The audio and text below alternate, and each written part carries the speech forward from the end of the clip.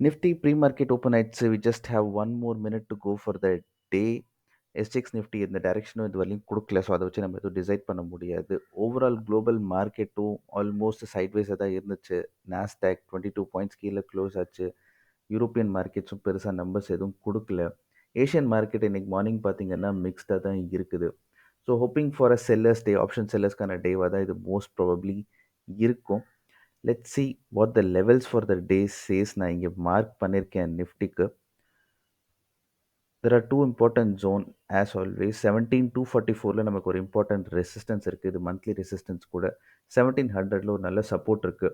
So let's wait for Nifty to close above 17244 or close below 1700.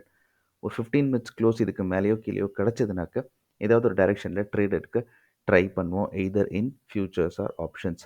இதுக்கான chances ரொம்ப கம்மி தான். பட் ஏதாவது வந்துச்சுன்னா கண்டிப்பாக அப்டேட் பண்ணுறேன். தேங்க்யூ.